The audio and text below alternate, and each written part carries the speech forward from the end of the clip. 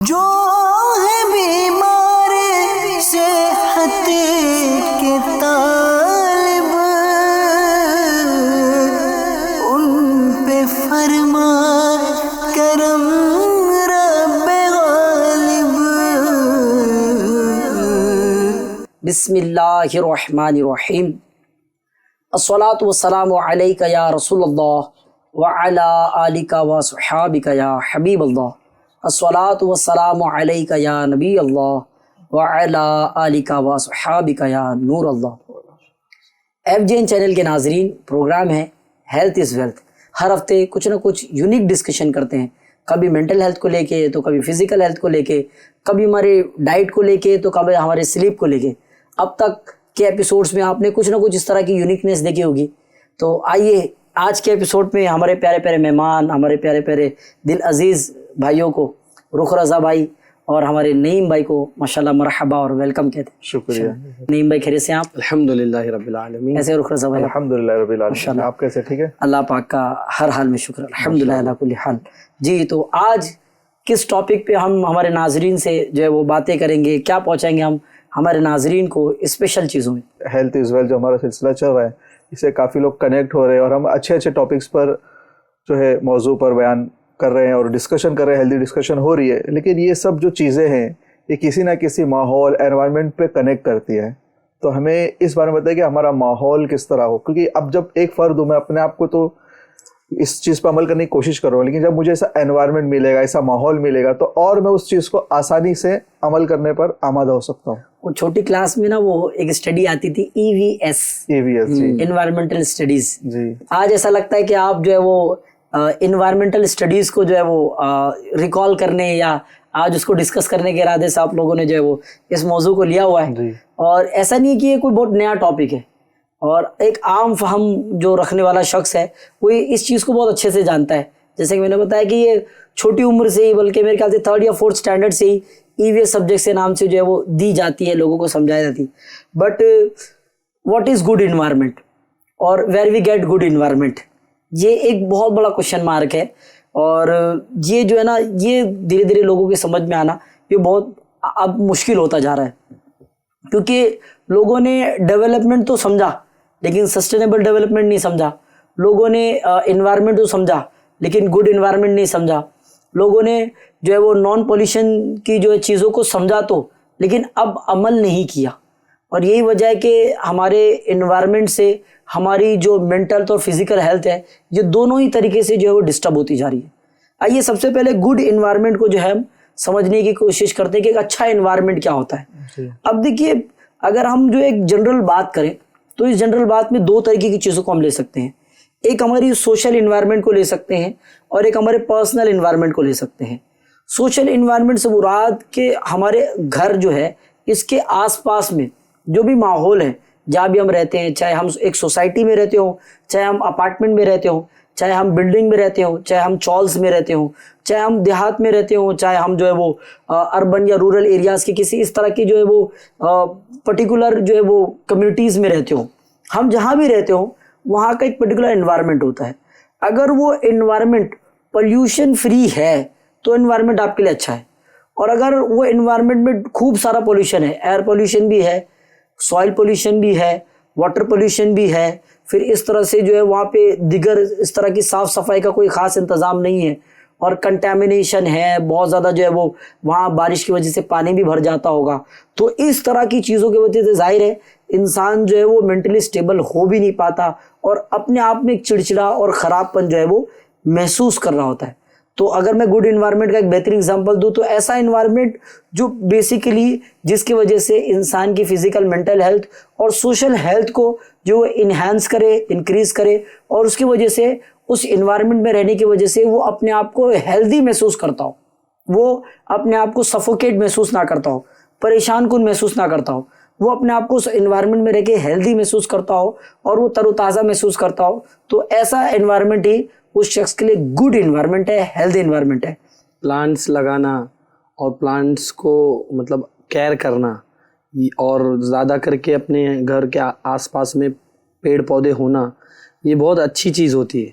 उससे एनवायरनमेंट भी, oxygen level भी अच्छा होता है। क्योंकि मैं बताऊं तो जो शहर में रहते हैं, जाहिर सी बात है वहाँ फ्रेश एयर और क्लीन एयर का ये बहुत बड़ा इशू है।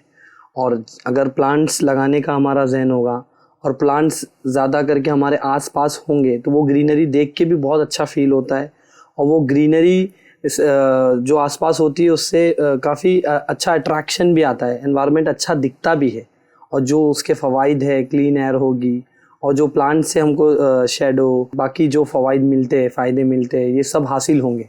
तो प्लांटेशन करना और प्लांटेशन का एक मतलब अपने दिल में वो होना, एक फ़िक्र होना कि यार मेरे अतराफ़ में भी प्लांट्स हो, ये भी बहुत ज़रूरी है आरिफ भाई।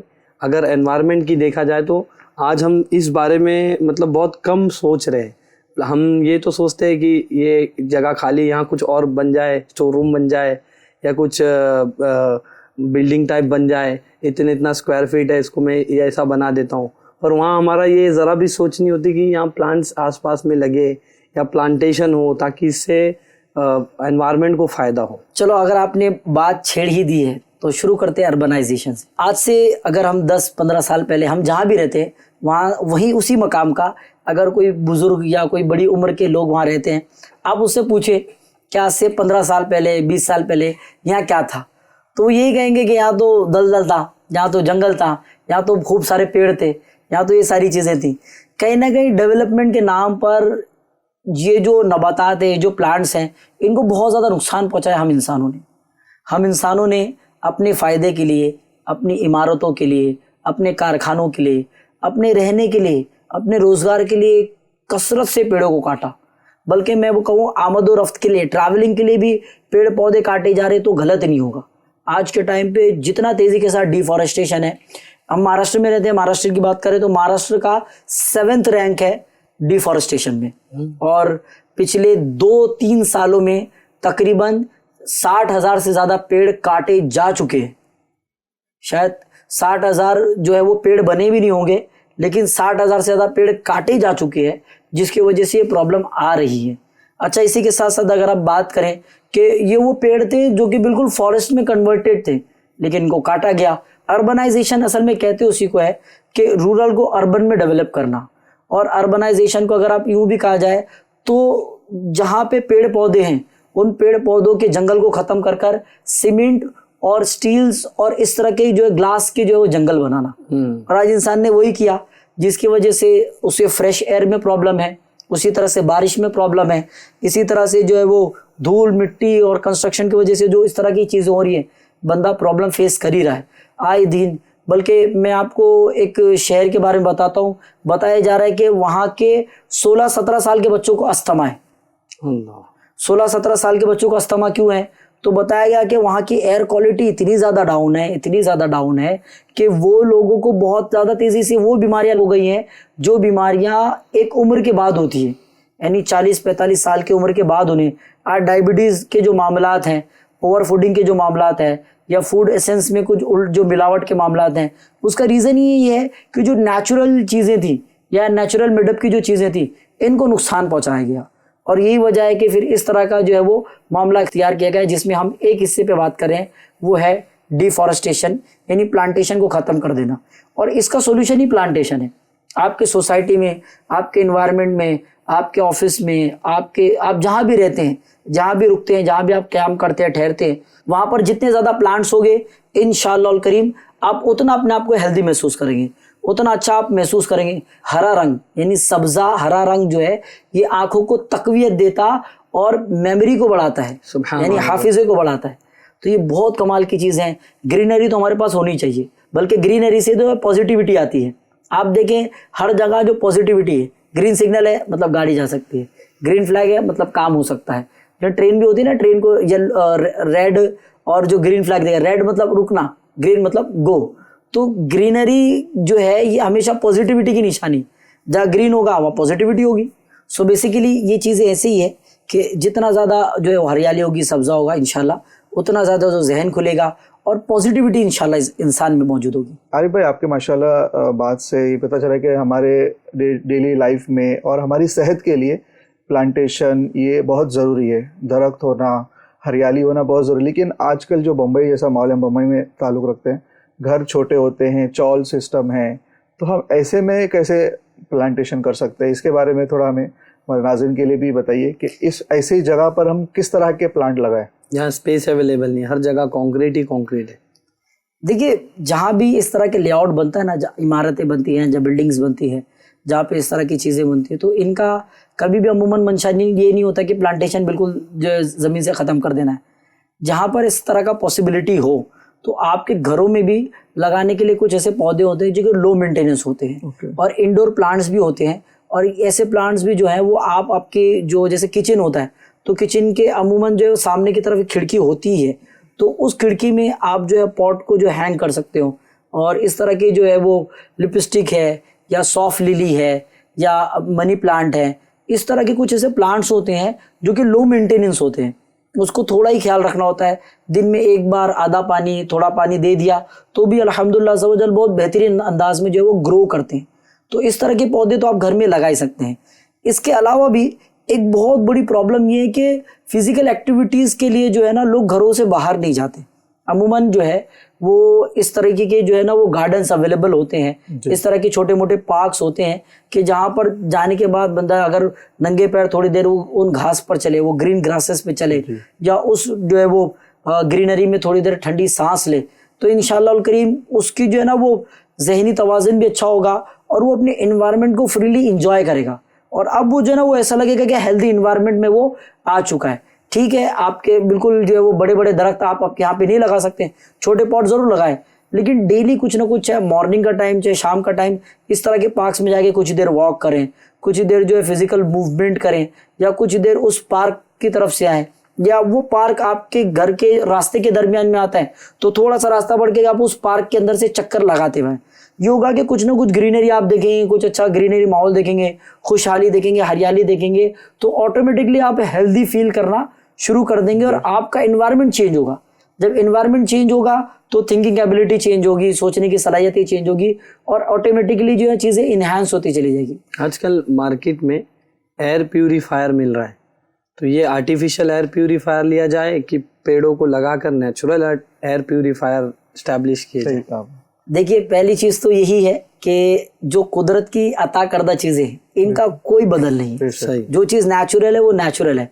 आर्टिफिशियल चीज़ों का इनकार तो नहीं है, लेकिन आर्टिफिशियल चीज़ कभी भी नेचुरल का एक्चुअल बदल नहीं हो सकती। वो एक ना एक दिन ख़राब होगी, वो कहीं ना कहीं नुकसान पहुंचाएगी, लेकिन जो नेचुरल है उस नेचुरल के एडवांटेजेस ज़्यादा है। देखिए, हमने कहीं भी ये नहीं बोला कि आप कारोबार करना बंद कर दें, आप बिल्डिंग्स नहीं बनाए, इमारतें बनाए। हमने कहा भाई डेवलपमेंट चाहिए, but what kind of development? We want sustainable development. ऐसा डेवलपमेंट जो पोल्यूशन फ्री हो, ऐसा डेवलपमेंट जिसमें पोल्यूशन का जो है वो तस्वुर ना हो या पोल्यूशन को कम करने पर बात की जाती हो। अपार्टमेंट बने विद द प्लांटेशन, फिर इसी तरह से ड्रेनेज सिस्टम हो, प्रॉपर जो है वो हर जो फ्लोरिंग हो उसमें बैल्कनीज हो, बैल्कनीज में भी उस तरह के पौधे लगे हों जो कि बहुत अच्छी जो एयर जनरेट करते हैं।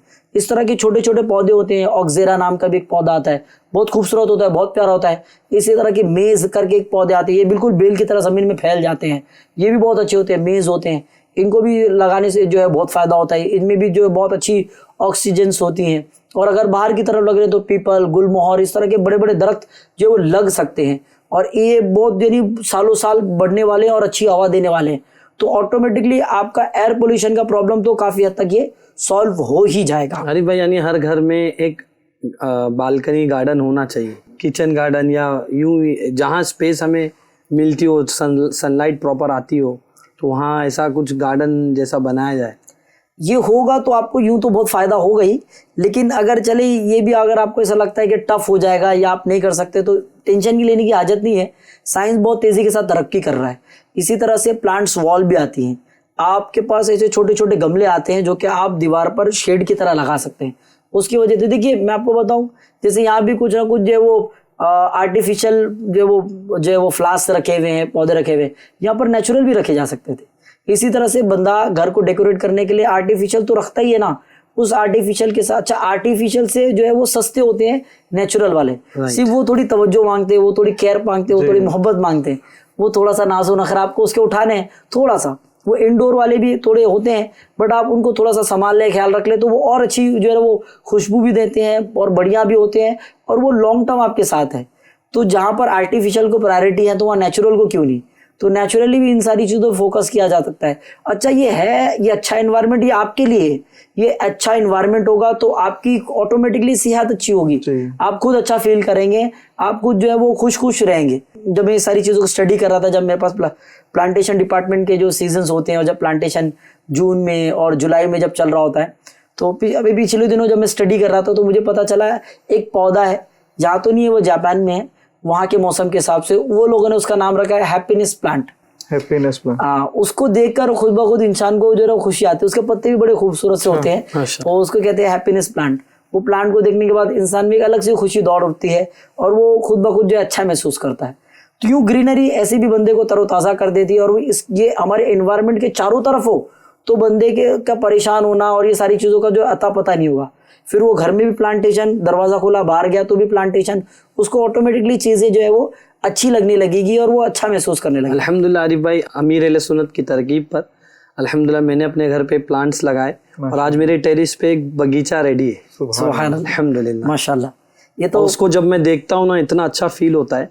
और मॉर्निंग में जब वहाँ चाय पीने के लिए जब जाता हूँ मैं, यानी वो एक अलग ही वाइब्स है, जो एक अलग ही हैप्पीनेस है और एक अलग ही फ्रेश माहौल फील होता है जब आप वो गार्डन्स को देखते हो। माशाल्लाह अमीर अहले सुन्नत ने तरकीब दिलाई, चंद प्लांट्स लगाने की सादत मिली, अल्हम्दुलिल्लाह रब्बिल आलमीन आज वो एक गार्डन में तब्दील हो गए। माशाल्लाह मेरी अम्मी को भी ये शौक है गार्डनिंग करने का। अभी कुछ माह पहले अम्मी ने नींबू के बीज थे, उसको एक बकेट में जमा किए, माशाल्लाह उसमें भी कई पत्ते वगैरह आए हैं और भी कई माशाल्लाह शौक है इस चीज़ का।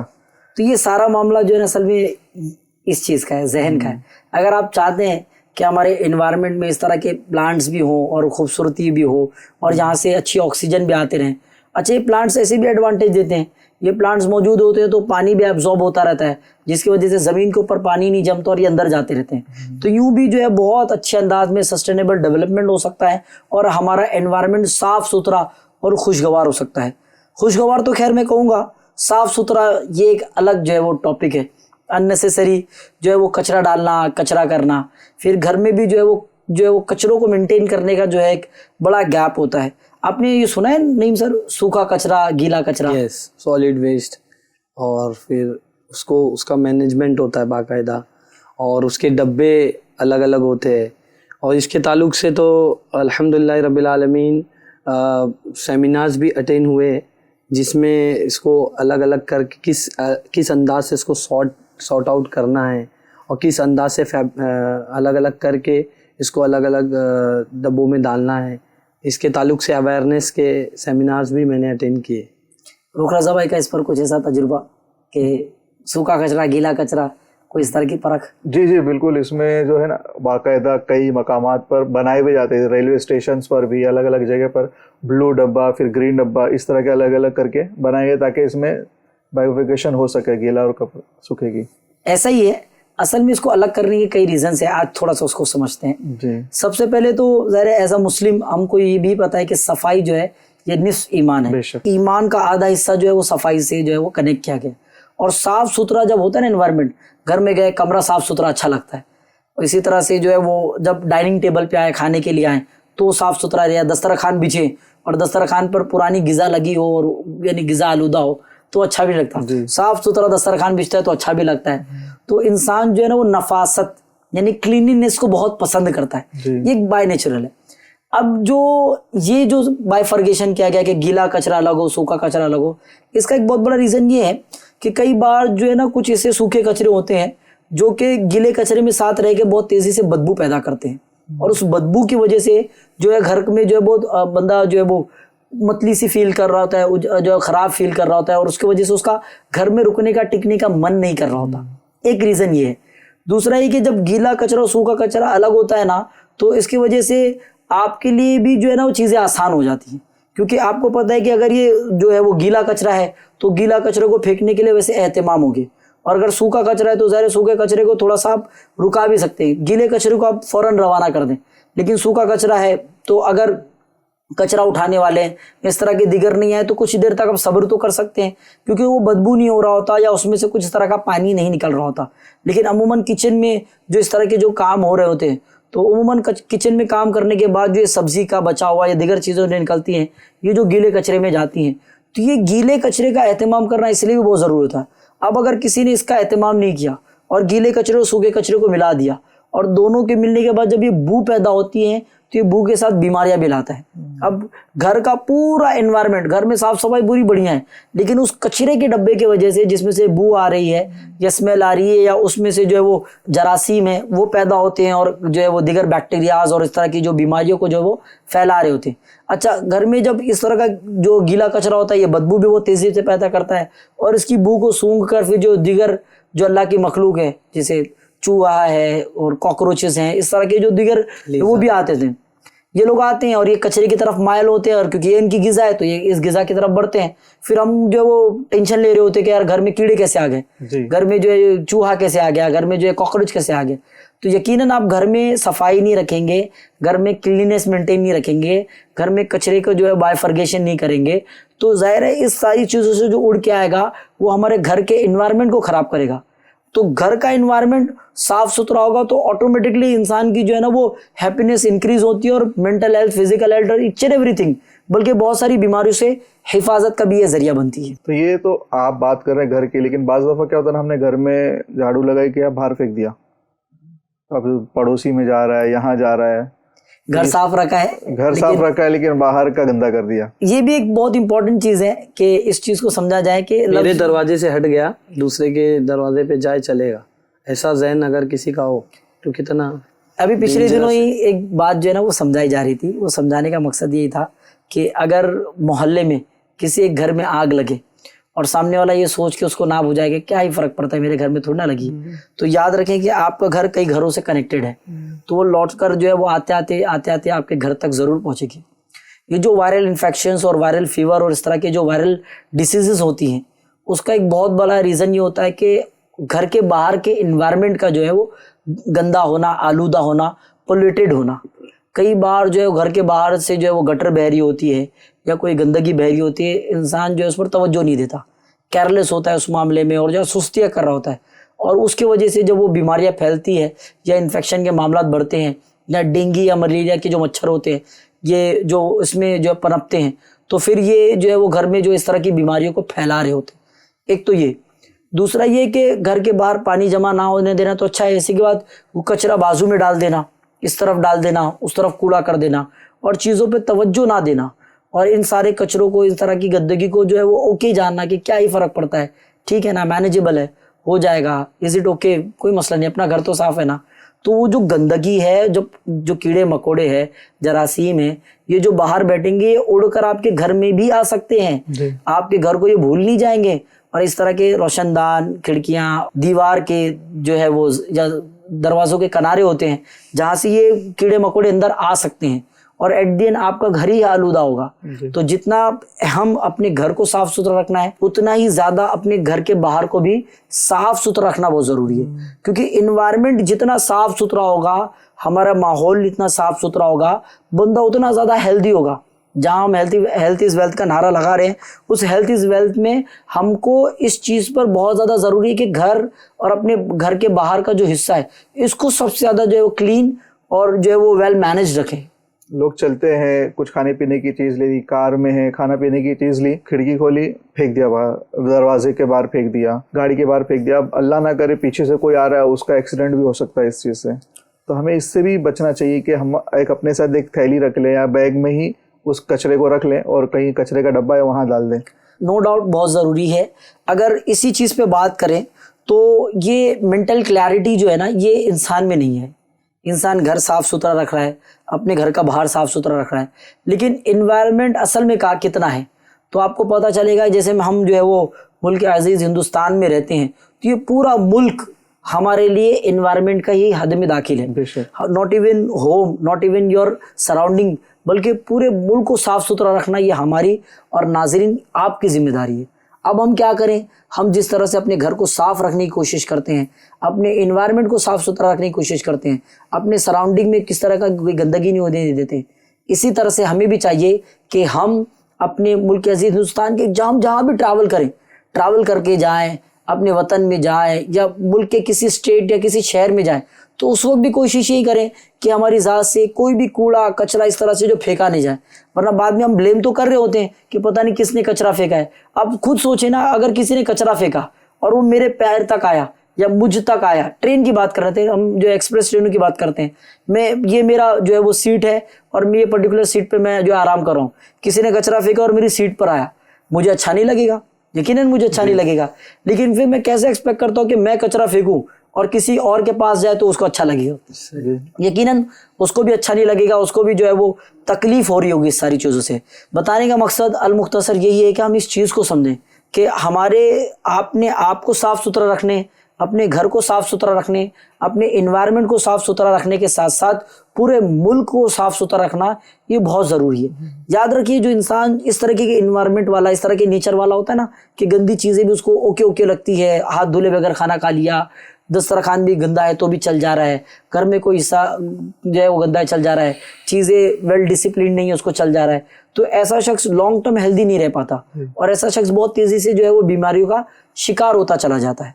तो इंसान को भी चाहिए कि खुद को भी साफ़ सुथरा रखे, अपने घर को साफ़ सुथरा रखने के साथ साथ अपने सराउंडिंग को भी साफ़ सुथरा रखे, बल्कि पूरे मुल्क में वो जहाँ भी जाएँ, जहाँ भी ट्रैवल करे, बल्कि पूरी दुनिया में वो जहाँ भी जाएँ, जहाँ भी ट्रैवल करे, हर जगह खुद भी साफ़ सफाई को पसंद करें और दूसरों को भी साफ़ सफाई के हवाले से गाइडेंस देते रहें। अरे भाई, बहुत सारा वेस्ट ऐसा होता है, अगर उसको सेग्रीगेट किया जाए, देखा जाए तो उसमें 50% तो ऐसी चीज़ होती है जो रिसाइकल की जा सकती है, जैसे न्यूज़पेपर्स होते हैं, प्लास्टिक की बॉटल्स होती है और बहुत सारी चीज़ें ऐसी होती है जो रिसाइकल की जा सकती है, और उसको रिसाइकल ना करते हुए वही कूड़ेदानी में डाल दिया जाए, और वही जैसे आपने बताया कि गीला कचरा और सूखा कचरा, तो ये एक साथ करके फिर वो उसको डस्टबिन में डालकर फिर वो फेंक दिया जाए, तो इससे बहुत सारी नुकसान भी है। जैसे आपने सस्टेनेबल डेवलपमेंट के बारे में भी बताया, तो डेवलपमेंट का एक हिस्सा ये भी है कि जो प्रोडक्शंस हो रहे हैं, जैसे प्लास्टिक का प्रोडक्शन है और फिर न्यूज़पेपर्स है, ये सब अगर हम रिसाइकल की तरफ लाएंगे तो इससे बहुत सारी चीज़ों से एक इम्पैक्ट पड़ेगा। ऐसे ही सॉलिड वेस्ट मैनेजमेंट में आप देख लेंगे कौन सी चीज़ें रिसाइकल हो सकती है, कौन सी चीज़ें दोबारा इस्तेमाल के लायक है। कई बार जो है वो आपको लग रहा होता है कि ये चीज़ वेस्ट है, इस चीज़ का कोई ख़ास जो है मेरी लाइफ में इन्वॉल्वमेंट नहीं, लेकिन वो उसका बहुत एक अच्छा दखल हो रहा होता है। कई बार हम जो है वो प्लास्टिक को जो है हमारे इन्वायरमेंट में बढ़ा रहे होते हैं, नॉन डिग्रेडेबल चीज़ों को जो हमारे अतराफ में, हमारे सोसाइटी में बढ़ा रहे होते हैं। इसी तरह से चीज़ें, जैसे प्लास्टिक है, ये ज़मीन में डिकम्पोज नहीं हो सकता, तो अब इसको फेंक देना या गाड़ देना ये ऐसे भी सही नहीं है। इसको जो है प्रॉपर कूड़ेदान में डाला जाए ताकि ये जाए और फिर मेल्ट होकर दोबारा इसका जो भी बेहतरीन चीज़ें हो सकती हैं, जो भी हमारी गवर्नमेंट ने इसके लिए तदाबीर बनाई है, प्लानिंग्स की है, वो हो, लेकिन ये पहुँचे तो उस तरफ। क्योंकि प्रॉब्लम ये कि सॉलिड वेस्ट मैनेजमेंट पे भी जो है वो तवज्जो नहीं दी जा रही, और यही वजह है कि हमारे इन्वायरमेंट में इतना अननेसेसरी वेस्ट जमा होता चला जाता है। आप रोज़ सुबह उठें और अपने मोहल्ले की जो कुंडी होती है, कचरे की कुंडी होती है, अगर उस तरफ की नज़र जाएगी तो कई बार आपको ऐसा लग रहा होगा कि यार इसमें बहुत सारी ऐसी चीज़ें हैं जो कि इंसान को फेंकनी नहीं चाहिए थी, उसने यूं ही फेंक दिए। चुनने वाले वो भी चुन लेते हैं, कई बार प्लास्टिक चुनने वाले भी होते हैं जिनकी रोजी रोटी चल रही है, लेकिन अब वो उस जगह पहुंचने के बाद उसका वैल्यू ऑटोमेटिकली कम हो गया। तो आपको ये जजमेंट लगाना पड़ेगा, आपको ये सोचना पड़ेगा ऐसा कौन सा जो वेस्ट है जिसको मैं रिसाइकल कर सकता हूँ। जो चीज़ें रिसाइकल हो सकती है, जो चीज़ें रीयूज हो सकती हैं, उन्हें बिल्कुल रीयूज करें, रिसाइकल करें, और थोड़ा बहुत सॉलिड वेस्ट मैनेजमेंट को सीखें, समझने की जो है वो कोशिश करें।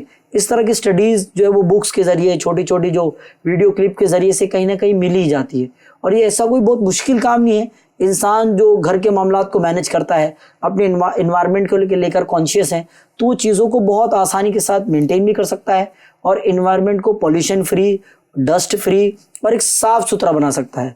तो यूँ अगर हम अपने सिलसिले को समेटने की तरफ आएँ तो नाजरीन, आपसे भी हम यही रिक्वेस्ट करेंगे कि आप भी अपने इन्वायरमेंट को बेहतर से बेहतर बनाने की कोशिश करें। अपने इन्वायरमेंट में आपके ज़रिए से कोई पोल्यूशन ना हो, आपके ज़रिए से किसी तरह की कोई गंदगी ना हो, आपका इन्वायरमेंट आपके ज़रिए से, बल्कि आपकी अवेयरनेस की वजह से आपकी सोसाइटी, आपका सराउंडिंग ये साफ़ सुथरा और पोल्यूशन फ्री हो, जिसकी वजह से आपके मेंटल, फिजिकल और हर तरह की हेल्थ पर किसी तरह का कोई नुकसान ना हो, और आप भी पाकीज़ा साफ़ सुथरी ज़िंदगी गुजारने में कामयाब हो जाएं। इसी तरह की इम्पोर्टेंट और बेहतरीन बातें FJN चैनल के अलग अलग प्रोग्राम्स में सीखी और बताई जाती है। अब मैं आपको भी रिक्वेस्ट करूंगा कि आप भी FJN चैनल देखते रहिए और दिखाते रहिए। अगले एपिसोड में फिर इंशाअल्लाह करीम इस तरह की अहम गुफ्तगू हम दोबारा लाएंगे ताकि एक बेहतरीन इंफॉर्मेशन और नॉलेज आप तक हम पहुँचाएँ। सल्लु अलल हबीब सल्लल्लाहु तआला अला मुहम्मद सल्लल्लाहु तआला अलैहि वसल्लम। जो है बीमार सेहत के तालिब, उन पे फरमा